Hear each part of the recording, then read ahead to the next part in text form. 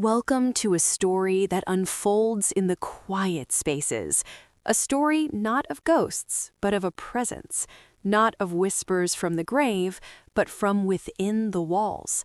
Tonight we journey to the misty shores of the Pacific Northwest, to a place where the towering evergreens guard secrets as closely as they guard the soil. If you're listening from somewhere in the heart of America, perhaps Chicago or Atlanta, or under the wide open skies of Montana, find your comfort and let's begin. My name is Clara Hartman. My world for 15 years was defined by the rhythm of my husband's creativity, Leo, the celebrated novelist, and our home, a grand cedar-shingled Craftsman house perched on a cliff overlooking the Oregon coast.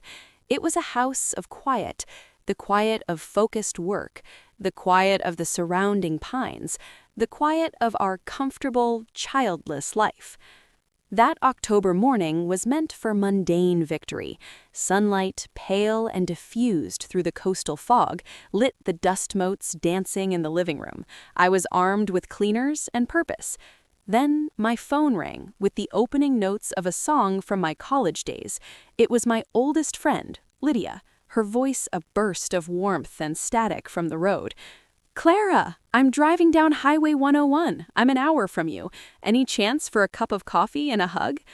Delight surged, then collided with the reality of my dusty, chaotic home. I couldn't welcome her into this. Then I remembered the girl from the village, Maya, a quiet, earnest painting student I'd met at the local art center. She often took odd jobs. Her voice on the phone was soft, grateful. "Of course, Mrs. Hartman. I can be there in 20 minutes. I gave meticulous instructions. Avoid Leo's study, be gentle with the old wainscoting, double lock the heavy coastal door against the sea wind.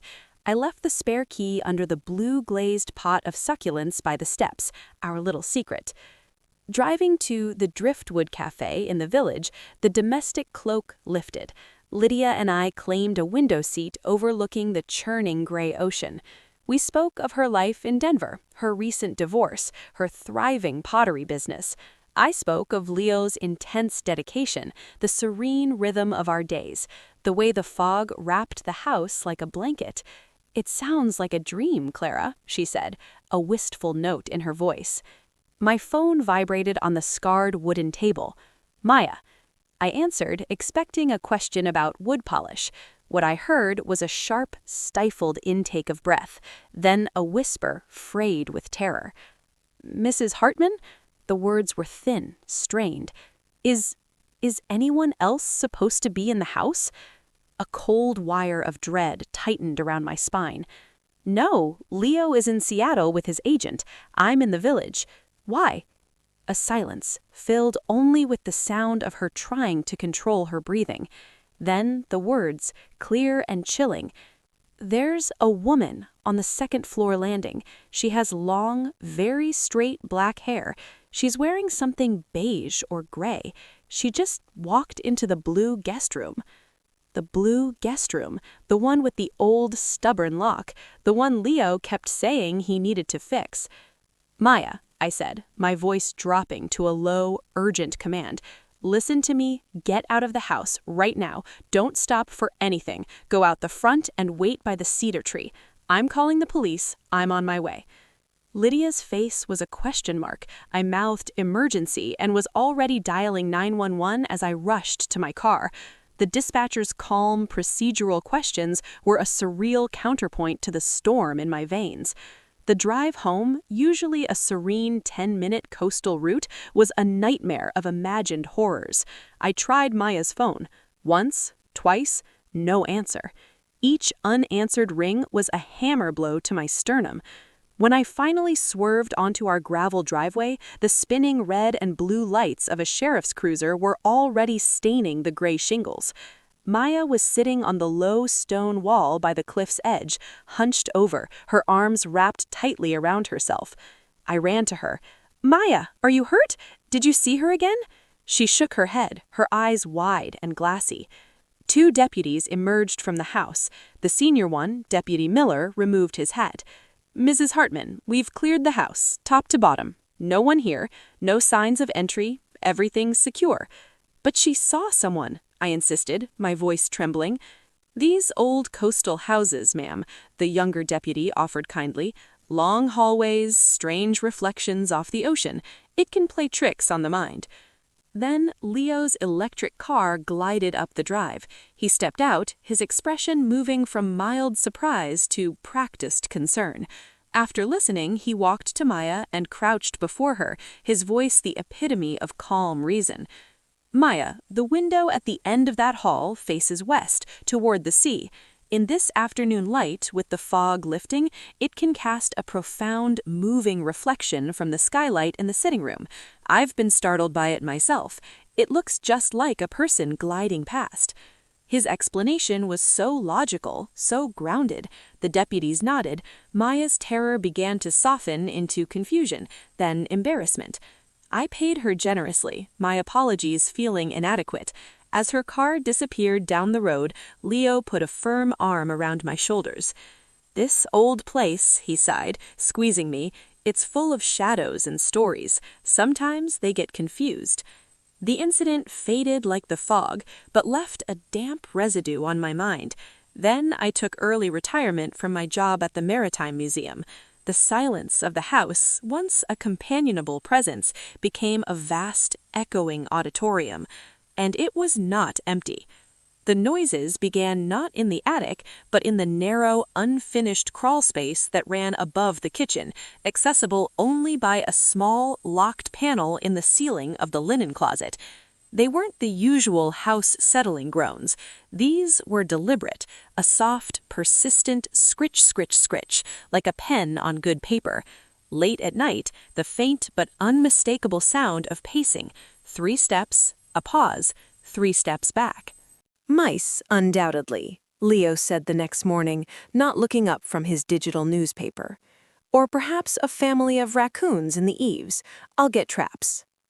He installed humane catch-and-release traps near the crawlspace entrance, and the noises ceased.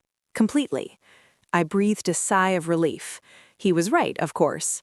But then the small dissonances began to accrue. I bought a particular brand of spicy kimchi from the Korean market in the city, a fermented, fiery condiment Leo claimed was an assault on the senses. 2 days later, I found the jar in the back of the refrigerator, half empty. The lid was placed on loosely, not sealed. "Leo, did you try the kimchi?" He looked up from his manuscript, his brow furrowed in genuine puzzlement. "That volcanic stuff? Absolutely not. You must have snacked and forgotten." I hadn't, but I let it go. A week later, we returned from a weekend in Portland. I went to take a shower and found the bath mat sopping wet, the air thick with steam, and the faint, clean scent of a lemongrass soap I didn't buy. My expensive moisturizer was uncapped. "Leo, someone used the shower." He came in, glanced around, and shrugged. "Probably a leak from the old pipe in the wall. It condenses. I'll look at it." He never did. The next day, all was dry. Then the books. My library is my sanctuary, meticulously organized. One morning, I found a collection of Mary Oliver's poetry on the breakfast nook table, a slender pine needle marking The Journey. I never read poetry in the nook. I hadn't touched that book in months. "Did you take my Mary Oliver book?" He gave an absent smile. "Nature poetry? Not really my genre, love. Book club must be coming up." The pieces didn't fit. Vanished food, phantom moisture, misplaced literature.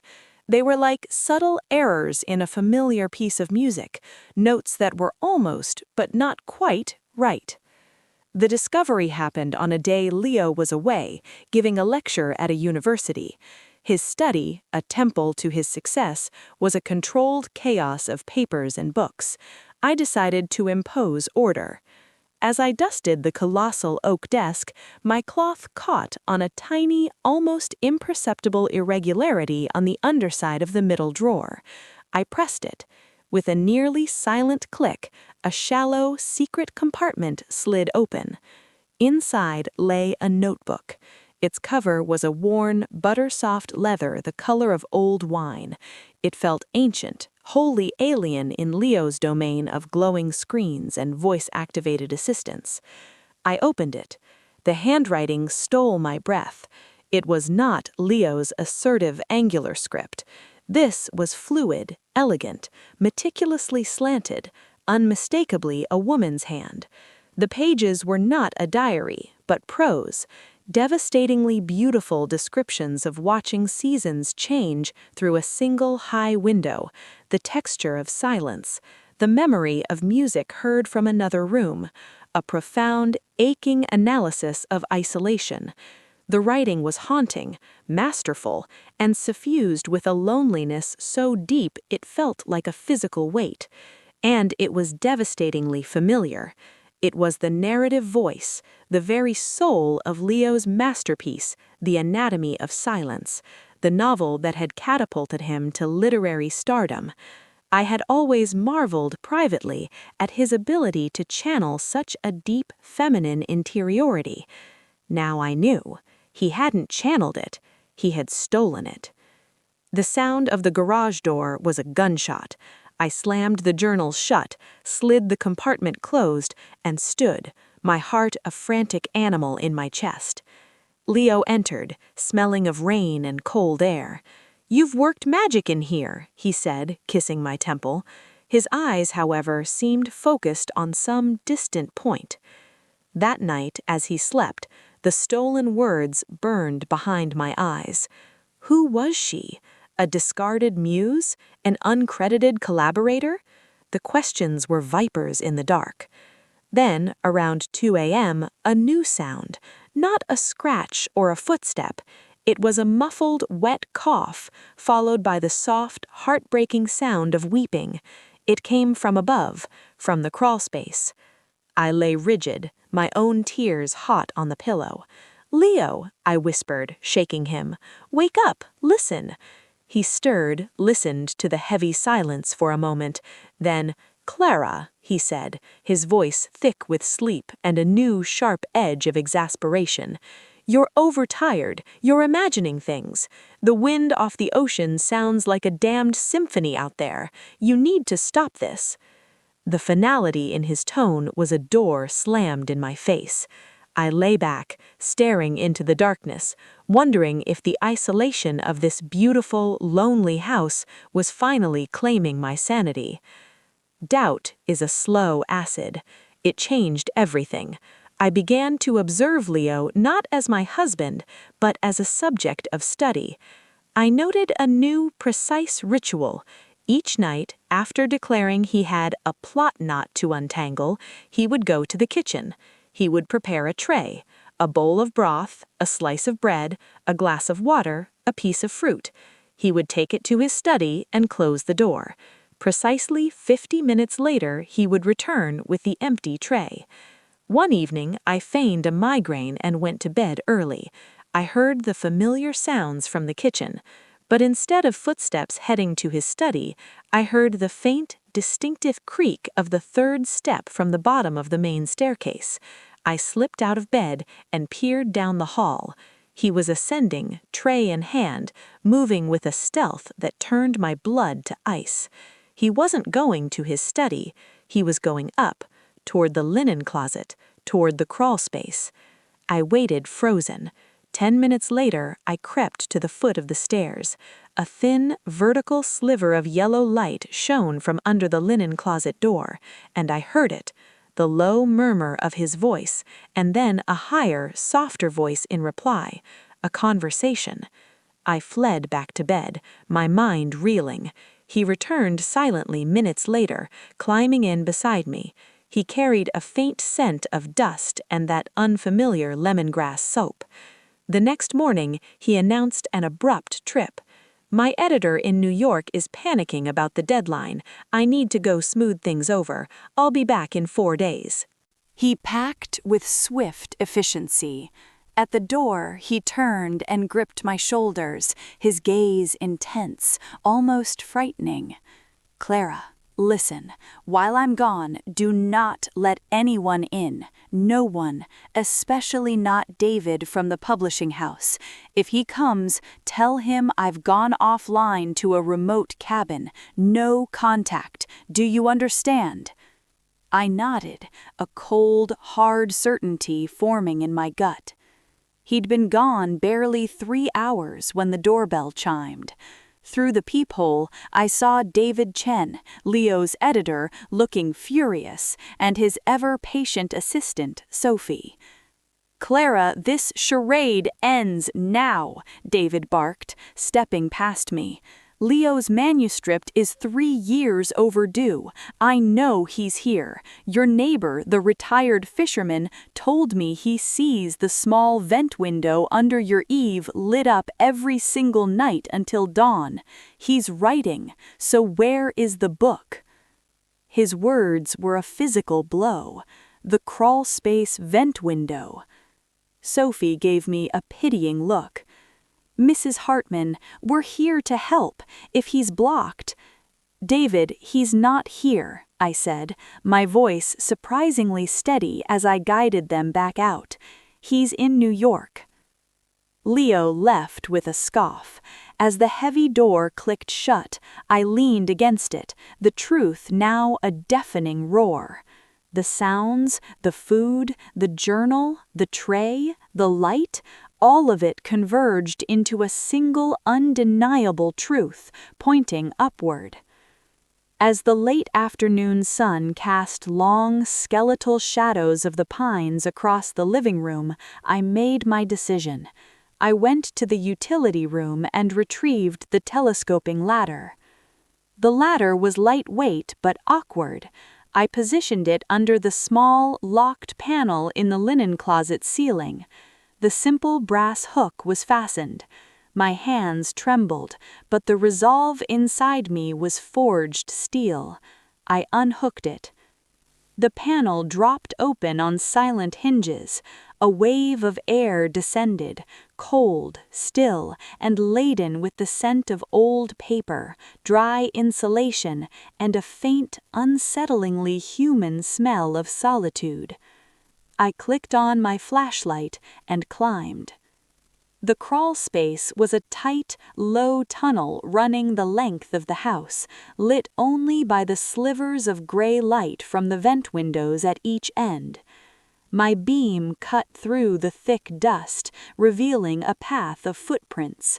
And there, in the farthest recess, was a sight that stopped my heart, my breath, time itself.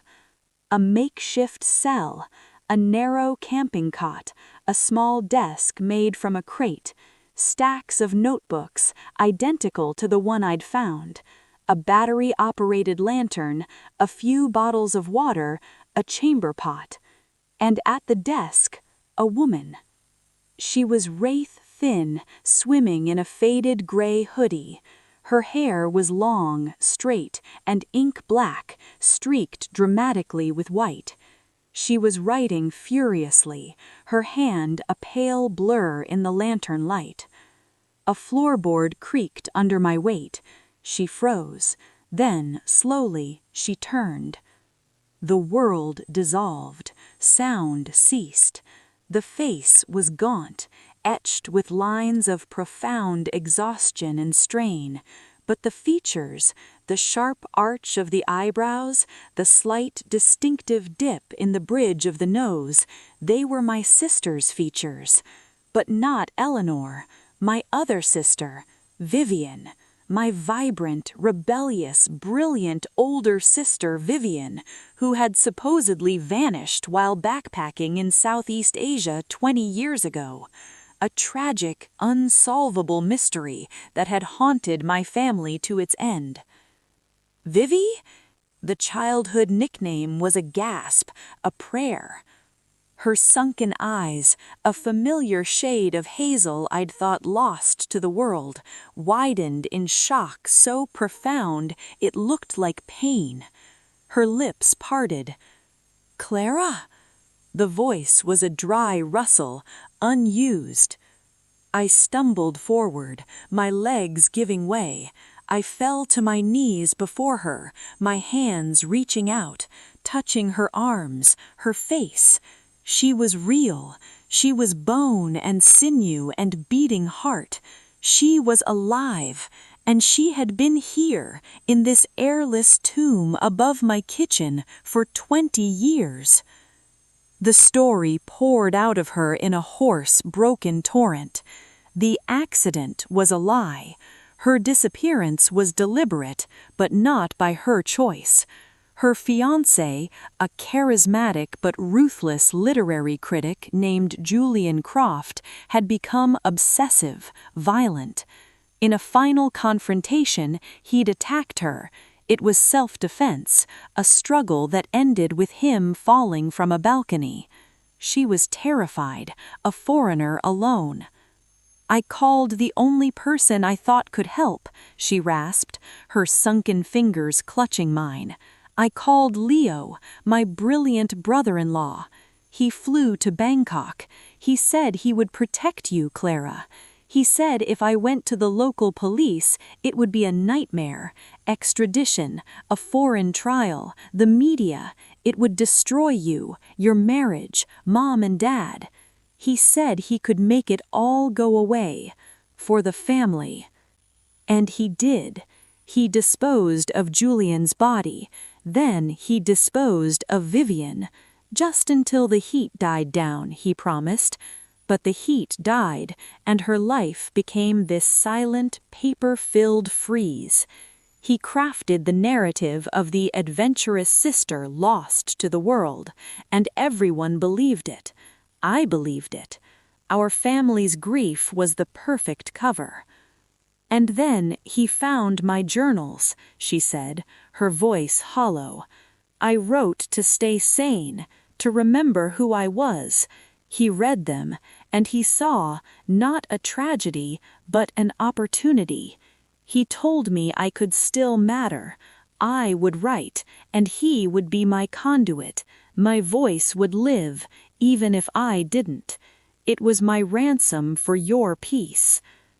All of it, Leo's meteoric rise, his critical accolade, the wealth that bought this isolated cliffside house, was built on my sister's captivity and the systematic theft of her genius. He was no literary lion. He was a curator of a human zoo, a plagiarist on a monstrous scale.